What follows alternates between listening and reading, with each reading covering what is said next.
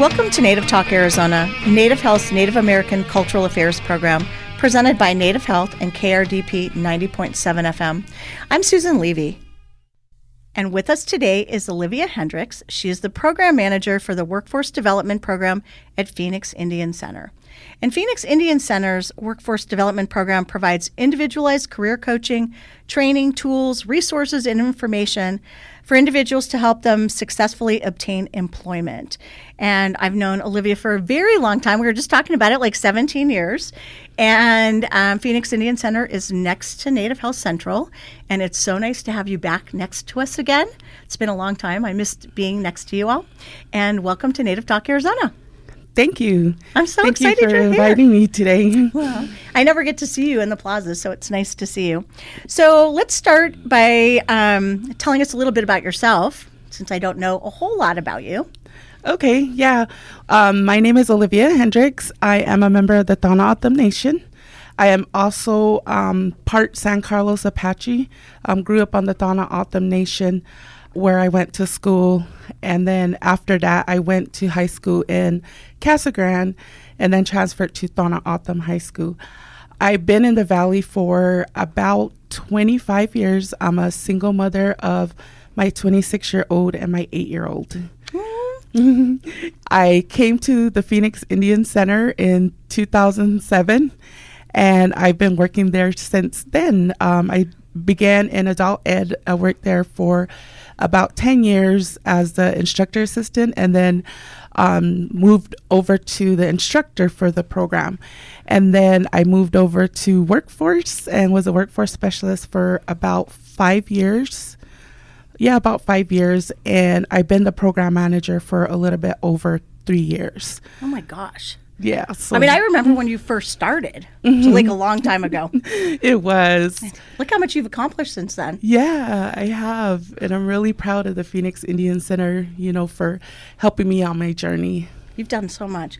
All right, well, let's talk about Phoenix Indian Center. So can you tell me a little bit about the different programs they've got going on now and everything? Sure. Well, the Phoenix Indian Center is the oldest American Indian nonprofit organization in the entire U.S. The center was formed in 1947 by Leon Grant. The Phoenix Indian Center has evolved over its years in existence, adding several programs and services. So we offer workforce development. We also offer prevention, youth development, culture revitalization, and community engagement.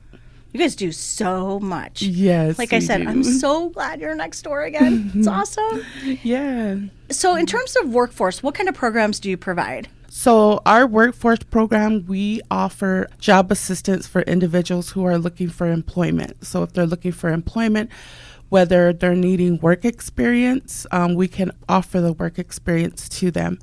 If they're needing that on-the-job training, we can partner with different organizations where those organizations are offering the training to them, and we'll be able to pay their wages for them. We also offer training and tuition assistance. We assist those individuals who are working towards a credential. So as long as the training site or the training program is 1 year or less and less than $5,000, and they have to be working towards a national certification. Okay, so let's back up. First, let me ask you, so can anybody use your services, or do you have to have a tribal ID or CIB? We enroll, in order to be eligible for the program, they do have to be enrolled in a federally recognized tribe. Okay, so they need tribal ID or CIB. Yes. Okay, all right.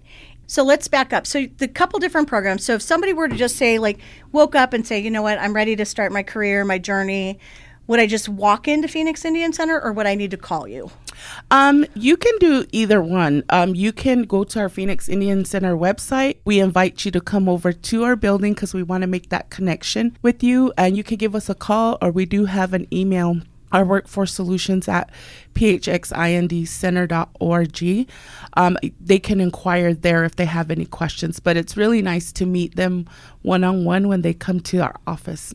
Okay, so if I come in and I'm like, I really want to find a job, and so I would come in and I would just ask the front desk, which I think is Linda, right? Yes. And I would say, hey, I'm interested in, I heard Olivia, and I want to learn about workforce, so I So then they would call you, or somebody would take me to meet you, or somebody in workforce, right? Yeah, they'll notify someone from our team, whoever's available, and they'll be glad to come down and answer any questions and even get you enrolled. We do have computers there where you can sign up right then and there, and then we also have the paper application if they're interested. So they do an application, and is it an application just to get assistance, or is it an application to find a job? What's the first step? It's an application for the program to Okay. get assistance. And then is it a long application or pretty easy? It's pretty easy. It's like a 2-pager. Okay. They will fill out the application, submit their documents to be eligible. They do have to reside in Maricopa County or Coconino County off reservation. That's Prescott, right? Yes, around and Flagstaff around that area. So Okay. we do offer services in Coconino County. So we do have a site up there that we rent with Native Americans for community action. Oh, NACA and Flag. Yes. Okay, yes. but not Prescott. No, not in Prescott. Okay, It is Flag. in Flagstaff. Yeah, and so we have someone up there who oversees Coconino County. You also have to have a state issue ID or driver's license. You do have to have the proof of residency and proof of tribal affiliation. And then if you are male, you have to provide us with proof that you've been registered with Selective Services. Okay. So I come in and I do my application. I say, hey, nice to meet you, Olivia. I really want to find a job. I do my application. You say you're all good to go. I've done all my documents. Then what's the next step? Do you put me in the computer lab? Do you look at my resume? How does it work? We will schedule you with the navigation coordinator for an intake to make sure you're eligible. Once you're eligible, then you'll be referred to a workforce specialist. So our workforce specialists provide all that career counseling, that career coaching. They'll refer you to job readiness workshops. So if you need help with that resume, we do have our job readiness workshops that we offer online, and they'll help assist you during your journey and your participation in our program. So if you're needing somebody to look over your resume, they can help guide you there. We do also share job leads too. So we get various job leads from all kinds of employers, and we've been building those partnerships so that way we can have a smooth transition for anybody who's interested in those positions. So let's say my resume needs help. So then your workforce person will look at my resume, help me make some changes, and then you'll start setting up interviews for me. Is that how the next step? Or do you just say, hey, like XYZ employer is looking for this, you might be a good match? Does that? Right. Okay. So if they're needing that assistance, if they're needing, say that they're needing like work experience, but they need that work experience to gain a permanent position, then we can partner with somebody where we can partner with an organization, and that organization can provide the training. If they're wanting to go into direct employment, we have so many job leads, and we do give them a career assessment too. If they're not sure what they're interested in, the career assessment will help them determine what occupation they're most likely to succeed in. And then from there, it's just meeting with them every 2 weeks to say, okay, where are you applying for positions at? We got this new position coming in. Maybe it's something that you're interested in. Let's sit down and fill out the application and get you started. That's so cool. I know we partner with you all. Mm-hmm. We do try to get a lot of people from Phoenix Indian Center to come over, and we've hired a bunch of them. Yeah. So, I mean, it's very successful. It's a great program. I know some of the people are still here after years and years through Phoenix Indian Center, and it's been a great partnership. So you also talked about, I know some of the programs, I see that you've got like the commercial driver's license program, the CDL program. Is that through your department also? Yes. Okay. So we have a few partnerships. One is with Phoenix Truck Driving Institute. That's our biggest partnership. Southwest, Embark, MG Trucking. They all offer CDL training. So we have that close partnership with them where it's just really up to the participant. We have them visit those training sites to see, is it a good distance for you? What is the schedule like? How long is the program? And so it's really them going out and doing that research on whichever training site they want to attend. I have one, and I don't know if you remember this person. I think she was unsheltered and went through your training program. and ended up getting a job with the CDL and ended up getting her own apartment and getting her daughter and her granddaughter to live with her. And to this day, I went to go see her at her apartment, and she was, I can't tell you, overwhelmed with joy and pride at what she accomplished through Phoenix Indian Center, and how she was, you know what, now I remember, she was getting out of the justice system. And I just remember going to her apartment, and she was just so proud. She had gotten out of the justice system and then went through you all, got the job, driving, making good money, able to support her daughter and her granddaughter, and was so incredibly proud. And anyway, that is, out of all the years I've been here, that is one of the ones that has struck me the most, of what you all did, and just the difference that it made. Yeah. I don't know if you know who I'm talking about, but I don't know. To me, that was just an amazing story. Those are what keep us going, hearing these success stories. They're what keep me and my team going. I'm really thankful that I have a good team behind me to help support and make sure that we are assisting those individuals who need that. We do also offer a full wraparound support service. So once they enroll in our program, if they're needing business attire, if they're needing a fingerprint clearance card, if they're needing transportation, we do our best to offer that wraparound support service to them. Our goal is to follow up with them once they gain employment, follow up with them for a whole year, making sure that if there's any obstacles that they run in, if they're needing any financial assistance, come back to us and let us know, so that way we can help you. You guys just do such a great job. And I don't know, that one, the story that I just mentioned, that one that was so impactful to me, to see how you all, and how she turned her life around. Mm-hmm. And super successful and happy and healthy and all of that. So I know I've been watching your social media that you're also doing, I think it's a training for, I don't know if it's reception. Is that the receptionist training or something like that right now? Yeah, that's one of our work experience positions. So we're needing someone to help assist with the reception area, greeting customers coming in, greeting the community as they come in. Okay. We do have that position that we're desperately trying to fill. You do have to enroll in our workforce program, and that's one of the services that the workforce development provides. It is a 12-week paid training where they're gaining those skills to help them become successful when they obtain permanent employment. That's cool. I have to assume you like people, though, to do that job, right? Mm-hmm. Probably not an introvert, but you have to like talking to people and all of that. Okay, so I know that you all work with a lot of partners. You mentioned I don't know which trucking firm it was, but I assume through all of these different career paths, you have lots of partners, right? Yes. And then do you work with all of them? So if somebody came in to apply for a job, would you say, hey, I know this person at XYZ, and then kind of a warm handoff to help them get a job? Yes. We'll make that contact to that individual and do that introduction, and then we'll do that warm handoff to them. Of course, we will assist them in completing the application, making sure that their resume looks good and that they're good to go. Okay. I think that's so important. I know that a lot of people are kind of intimidated, or I think that's the way to do it, at least in my opinion, because I think when people ask you, they're already hesitant to ask for help. And then if you just say, hey, just go call XYZ, and then they get stopped at the first phone call or at the front door, that's a much better way, and I'm sure the success rate is much higher. Yes, it's really following up with them and saying, how did that visit go, or how did that conversation go? Was there anything that your aha moment, something you learned from them, or was there something that need? How can we help you?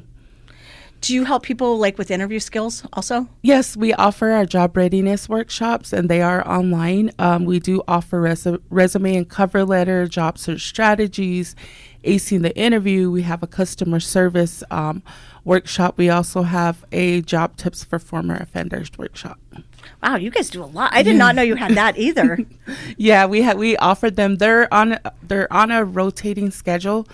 You just have to register for them on our Phoenix Indian Center website.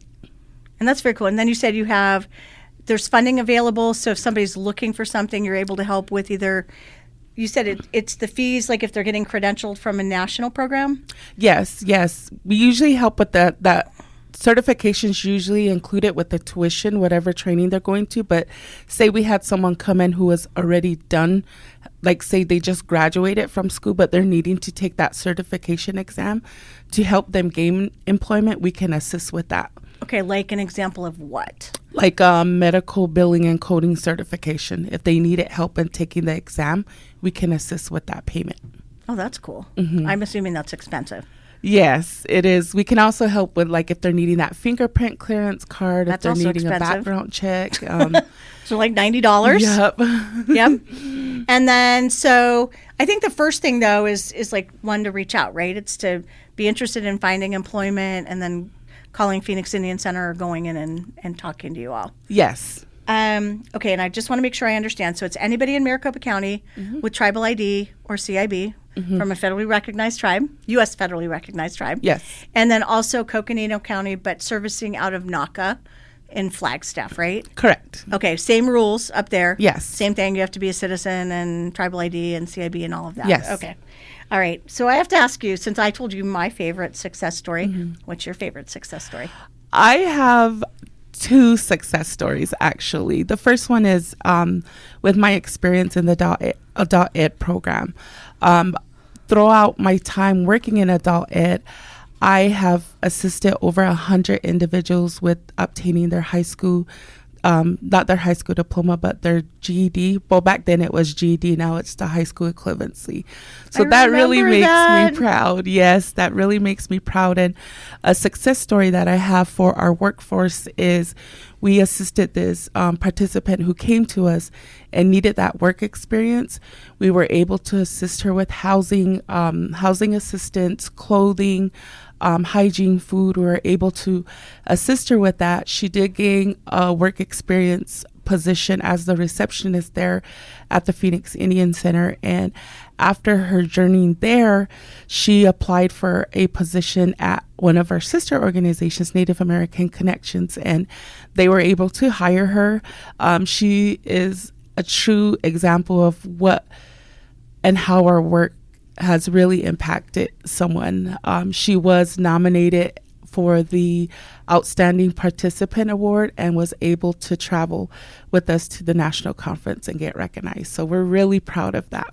That's awesome. Yeah. I mean, I bet you sleep well at night knowing what a difference you make. And I hope you pat yourself on the back. And I mean, I've seen the impact that you make, and I know you're so warm. And I know when I send people over to you, they always come back and say how kind you are and compassionate and how you really listen and make a difference and go out of your way to help them. So I think you do a tremendous job. Thank you. I appreciate that. I think you do such a great job. So, Olivia, how many people does Phoenix Indian Center's workforce program serve in a year? So we serve, on average, we serve about 280. Wow. That we service, and that's giving them that career coaching. Some of them may have been previous participants from last program year, but we still service them because they're enrolled in the program. So like I said, we do follow up with them once they're employed for a whole year. So we're still providing that service to them as they gain employment. That's awesome. 280, that's a lot of people in a year. It is. It is. And it keeps my team busy. We're constantly, on the go helping them, whether they're needing support service, if they're needing that career guidance and coaching, we're there to help them. That's awesome. All right. So what's the average age of the person that's using the workforce services at Phoenix Indian Center? The average age right now is, I want to say, about 24 to 30. That's the average age that we're servicing right now. Okay. So people entering the workforce for the first time, or like maybe their first or second job? They're coming, a majority of them are coming to us for training. Okay. We have so many individuals who are interested in training training assistants and going to training and getting that certification. So most of them are looking for training. But once they're complete training, then we help them with the employment services. Okay. And then do you have any job tips, like off the top of your head? Because I'm just asking you that question. One job tip, and which we all know, is that technology is evolving and you have to be able to type. That's something that, you want to be able to do, is to type and to operate technology. So be technologically savvy, know how to type and how to use things. And yes. I'm assuming like the Microsoft Office package, you should know some of that. Right. You should know Word and PowerPoint, basic skills. I'm not very good on Excel, but yes. So you should know all of those? Yes. Okay. I want to go back to the training. You said so that a lot of the first time or the people are coming back into your program for the training. What kind of training are they asking for? Right now, we have a lot of individuals asking for CDL. Oh, does CDL? That's our highest, that's our most popular training is the CDL. Really? Yes. The commercial driver's license? Yes. That would be a cool job, don't you think? Driving a truck and, kind of like your own house on wheels and yes. your own pace. Yes. I think that would be pretty fun. You just mentioned the commercial driver's license training. How long is that training? It can vary. It's usually from 4 to 6 weeks, just depending on the individual. Is it all day, every day? Some of them are, and some of them are on weekends. Some of them are in the evenings. And then what's involved with getting your CDL? Is it like, do they take you out on the road? Is it all in the classroom? Is it both? And then do you have to go with a certified truck driver on a long haul and learn how to do it? For the first 2 weeks, they're doing their book work. All that is done on either through the book or on computer. And then after those 2 weeks, then they're out on the road and they're doing those practicing. Olivia, it has been so awesome having you here. I love seeing you. How can listeners find out more information about Phoenix Indian Center's workforce program and contact you? They can come directly to our location. The Phoenix Indian Center is located at 4041 North Central Avenue, Building B. We love to see you. You can either give us a call at 602-264-6768, or you can email us at workforcesolutions@phxindcenter.org. And it's Workforce Solutions, plural, right? With an S yes. at the end. Okay. Olivia, I love seeing you. I'm so glad you're here. I did not know all the stuff about CDLs. I didn't know you had some of those services, and I'm next door to you. So, that's great. And I think you have such great stories and the services that you do. And I know what you do is so important, and people think you're awesome. And the program's awesome. So thanks for coming on today. It's been a pleasure. Thank you. It's been a pleasure speaking with you. Coming up next on Native Talk Arizona, Susan Levy chats with Shoni De La Rosa, owner, writer, director of Sheephead Films.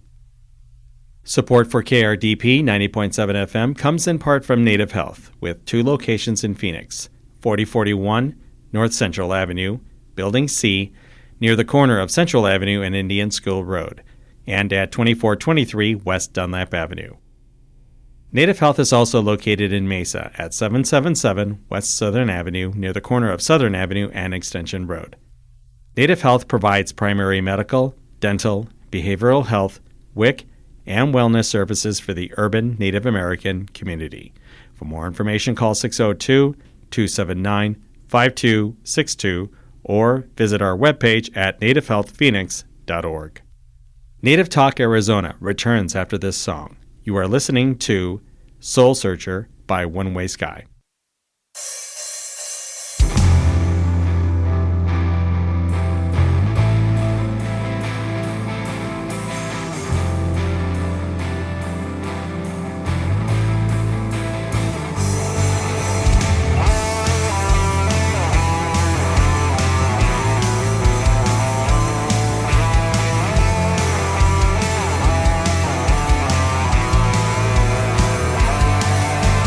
Time goes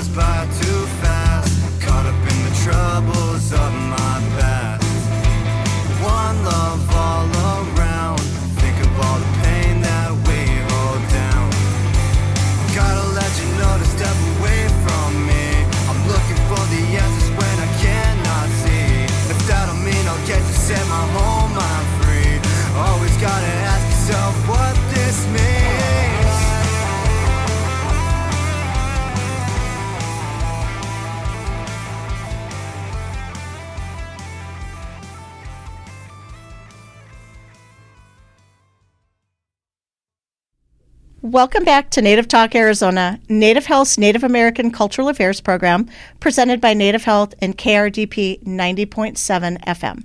I'm Susan Levy, and Shoni De La Rosa is the owner, writer, and director of Sheephead Films, an independent Navajo film production company passionate about visual media and creativity. Hello, Shoni, and welcome to Native Talk Arizona. Hi, good afternoon. Before we get started, tell us a little bit about yourself and your journey.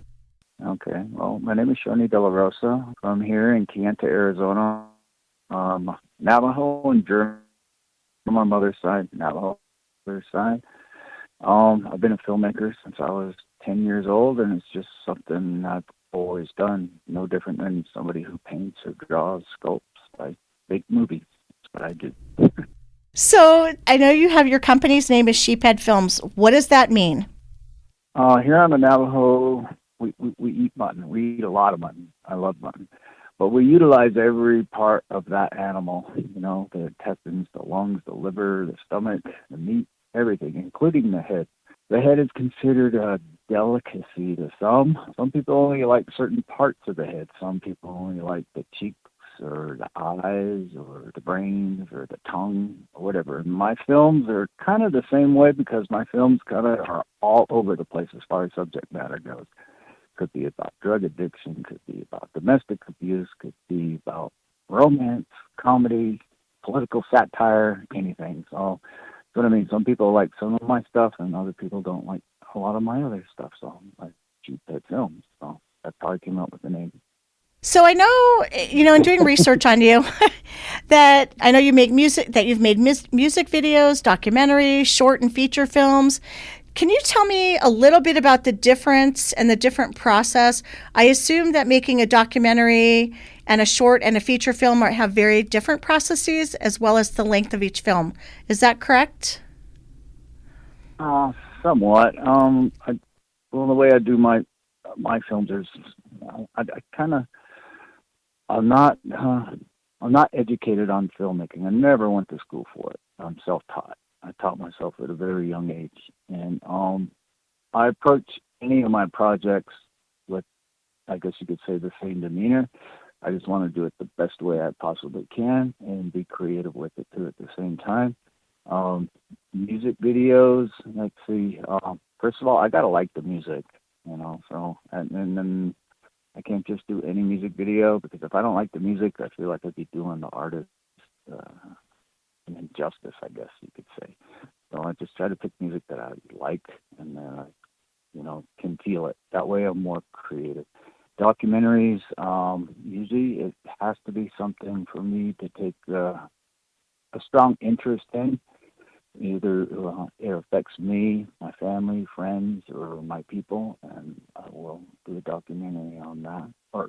And then feature films, usually a lot of those are done from personal experiences, either myself, family members, or friends. And that's usually how that comes about. So, does that make sense?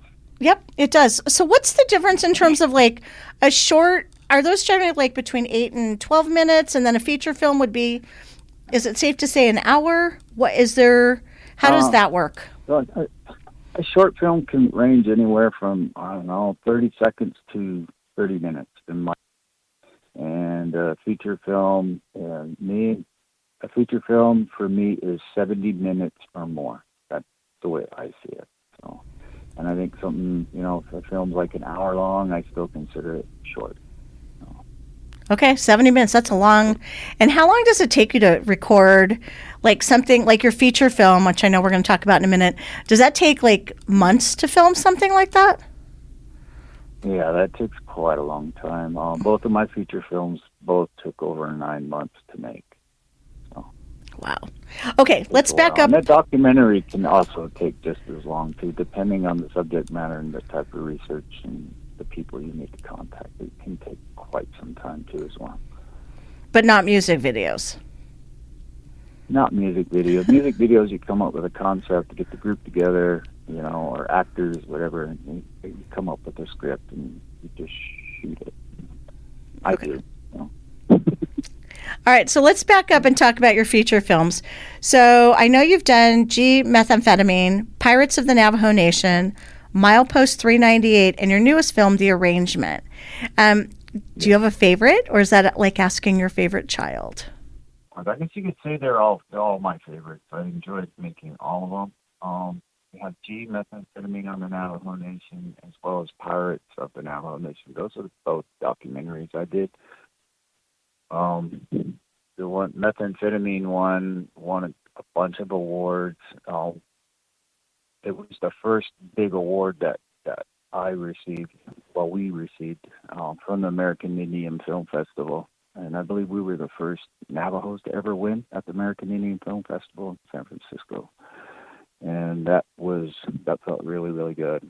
And Pirates of the Navajo Nation was a personal project of ours, because our film Milepost 398, when we released it on DVD, was being pirated by DVD bootleggers everywhere, and it put a serious financial dent in our pocketbook. So we wanted to show that the piracy issue on the Navajo Nation was huge, and it was a multi-million-dollar enterprise that was going on, that was stealing from not just us, but many other Native artists. And not to mention, the mainstream media, Hollywood films and things like that. So at the time, there was no law against piracy on the Navajo Nation. And that would be for audio CDs, music, as well as movies. So we worked with a council delegate named Edmund Yazzie out of Peru, New Mexico, and we helped get legislation passed to got the Navajo Nation Unauthorized Recording Act, which made piracy of music and movies illegal on the Navajo Nation. That's what we did with that. And that really, it didn't completely get rid of piracy on the Navajo Nation, but it really did put a huge dent in it. So a lot of people stopped doing it. Still happens to this day, but it's not as big as it used to be. And then with our film, G Methamphetamine on the Navajo Nation, this is when meth first hit the Navajo Nation, and a lot of people didn't know what was going on, family members and friends in the community, and crime, and all kinds of terrible things that were happening. So this film was not an answer to the solution of the methamphetamine problem here on the Navajo Nation. It was to educate people about, this is what the problem is, this is what it is, this is what meth is, this is what it does. And at the time, methamphetamine wasn't on the list of illegal substances on the Navajo Nation, so anybody that was caught with meth could not be prosecuted on the Navajo Nation because it wasn't on the list of illegal substances. So that documentary was to help educate the public as well as the Navajo Nation Council to help enact the law to update the list of illegal substances on the Navajo Nation by adding methamphetamine to that list. So, yeah. Well, so you've done a lot. Both of those things are really important. One, getting the meth added to the list of substances, and then also the piracy. That's good that you've gotten involved and you've done some really good and made some changes, some very good things. Oh, thank you. So I want to talk about The Arrangement, which I believe is your newest film. Is that correct? Yes. And what is that's this? The new film that... Okay, go ahead. I'm sorry. Oh, no. Didn't mean to interrupt. I know this is a romantic comedy film, right? Yes. And what's it about? Well, it's a romantic comedy about an arranged Navajo marriage. And it's about the main character is Harold, and the other main character is Rita. The two mothers are best friends. They grew up together, and both of their children are single, educated, and, just back home on the res. And the mothers come up with an elaborate plan to, hook up their son and daughters with each other. So, and the mother sends her son Harold from Rough Rock, where they live, all the way to Navajo Mountain via horseback to get her sewing kit. But what he doesn't know is that he's being sent over there for the future in-law test and to see how he gets along with the other mother's daughter, Rita, if they get along. And they do. And you just got to watch the movie to hear the rest. But it came about through the Navajo Nation Film Office Film Grant. They selected 10 Navajo filmmakers to make 10 short films that had to be at least 80% in the Navajo language. And that was to revitalize our language because of fewer and fewer of our people speak Navajo fluently. So this is to help invigorate our language again among our people. And when I first started out with this program, originally I was going to do an animated short film about the late code talker Samuel Holliday and his experience in Saipan. Unfortunately, I ran into some production issues and I had to cancel that production. I got a hold of the Navajo Nation Film Office and I told them my dilemma. I told them I didn't want to drop out of the program. I really wanted to make another film. So they told me, well, take a week, come up with an idea, do another proposal, and send it to us. And it happened on a Friday evening. And then as I hung up the phone, I just came up with the idea because the day before I was talking to a friend of mine who's about my age, who was also, he's in an arranged marriage. And so believe me, I asked him a million questions.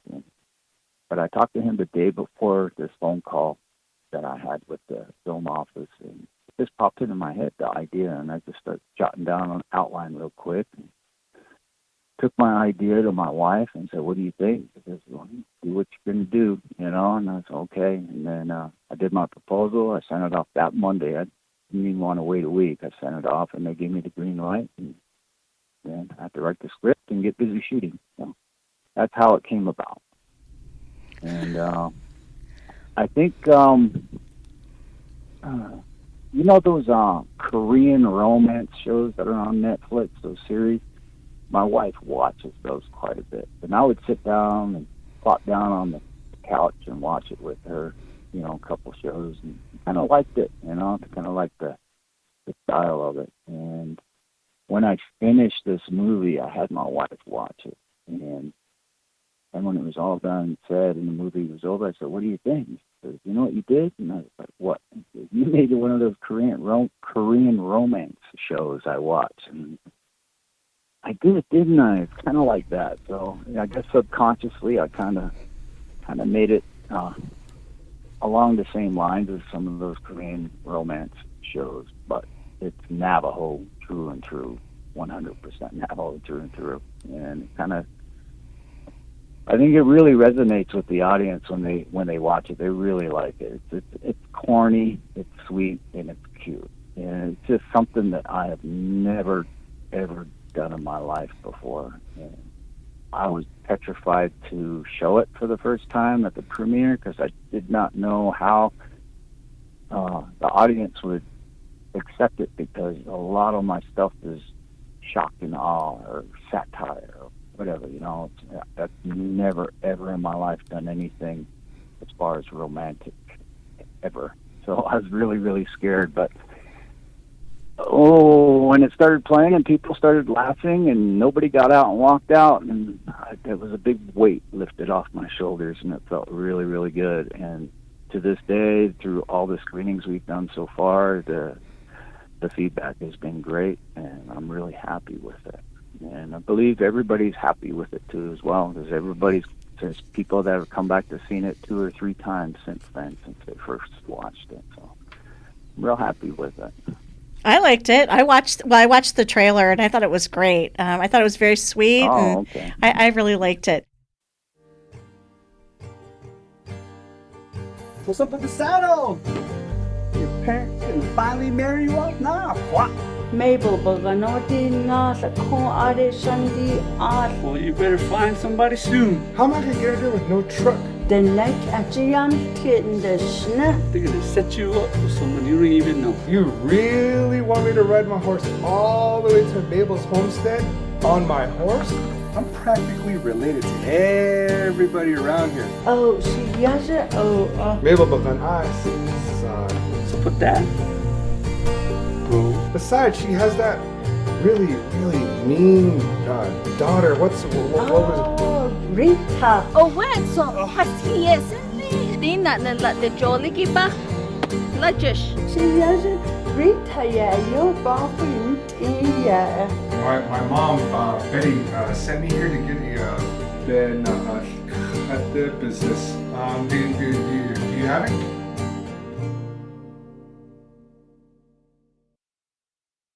So, and I might have missed this, but did you write the screenplay or who wrote it? I wrote the screenplay. Okay. And I'm not a Navajo speaker, so I wrote it all in English. And my actors, Steve Osboshi, Jim, and Jocelyn Billy, as well as some of their family members and friends, helped translate everything into Navajo, as well as some of the other support actors in there. It was Marilyn Helpwood, Margie Del Dorito, and James Billidoty. So they also helped translate a lot of it into Navajo. Directing it, I wouldn't say it was exactly a challenge, but it was a little bit more difficult than my past productions I did, because this was all in Navajo. And then again, like I stated, I'm not a Navajo speaker, but I've been around Navajo speakers the vast majority of my life, so I know how Navajo is delivered. Navajo just hits different. And I relied heavily on my actors to make sure that they said their lines correctly in Navajo.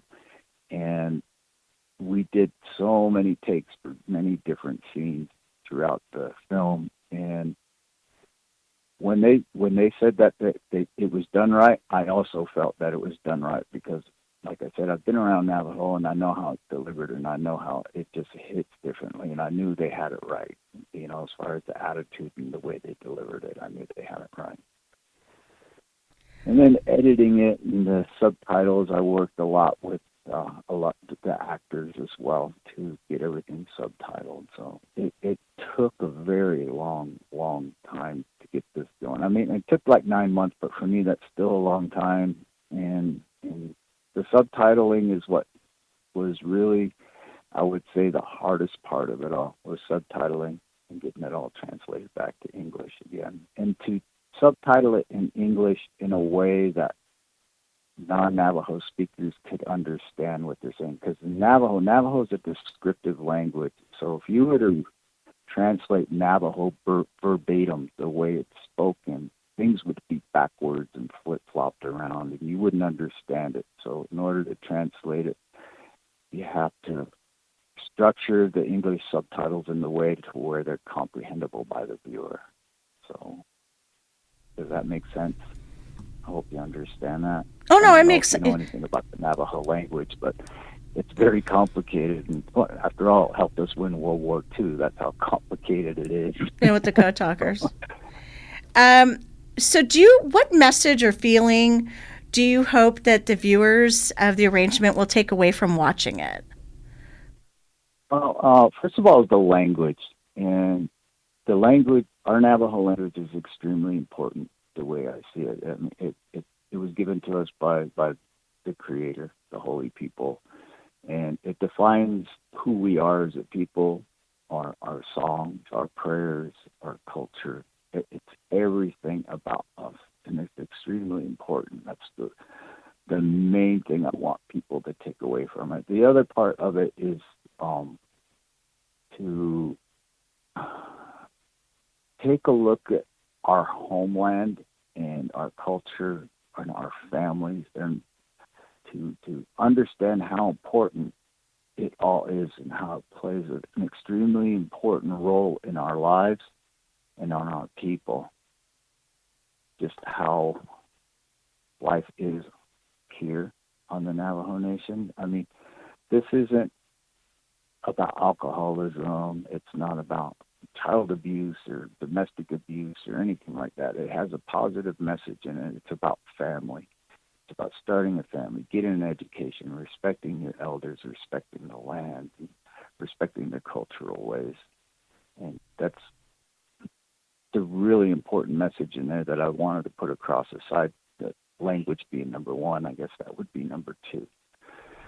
And yeah, I think that's the two key points I want people to take away from the film. Well, I really liked what I saw in it. When and where, how can people watch the film? I know it's been airing at some different theaters. Is that the way you're going to go, or will you be releasing it a different way? Well, currently right now, I've been screening at a couple theaters within the area of the Navajo Nation as well on the Navajo Nation.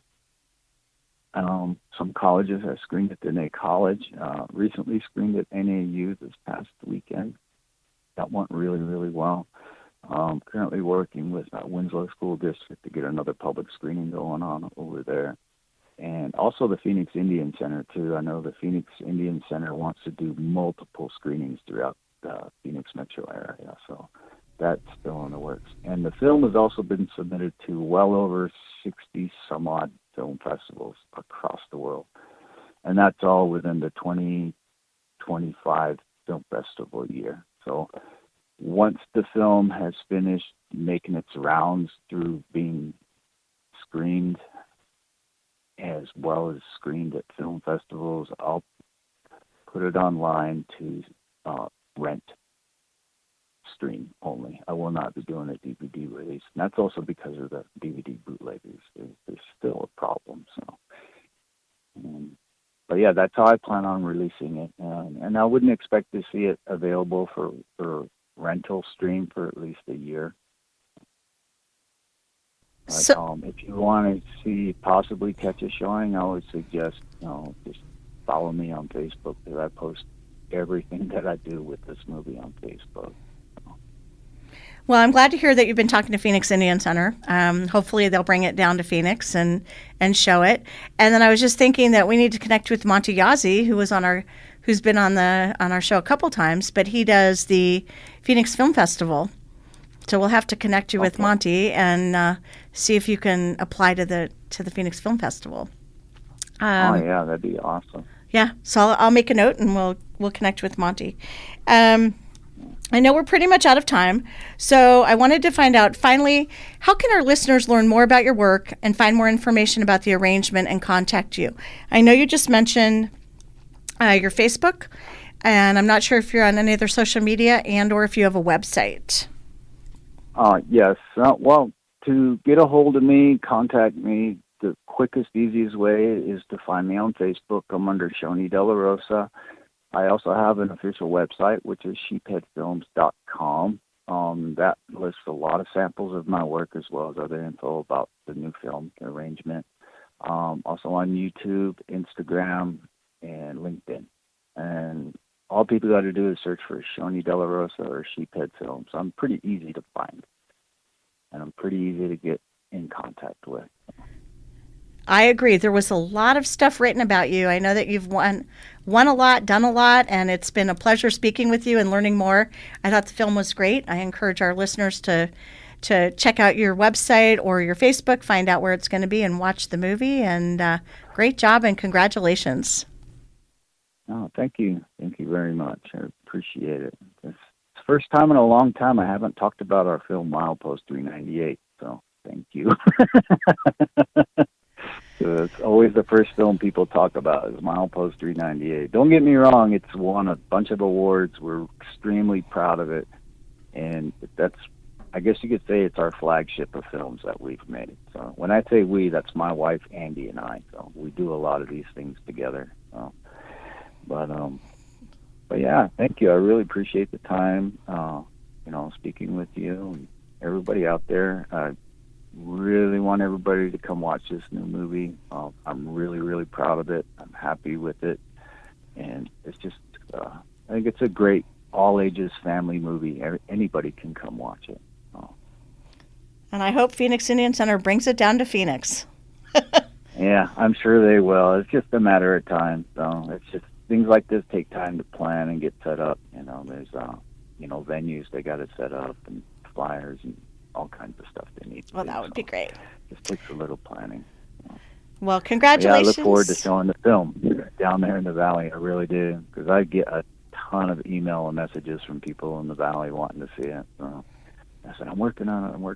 Just be patient. Well, thank you, Shoni, and congratulations, and we will talk to you soon. Thank you. Awesome. Thank you.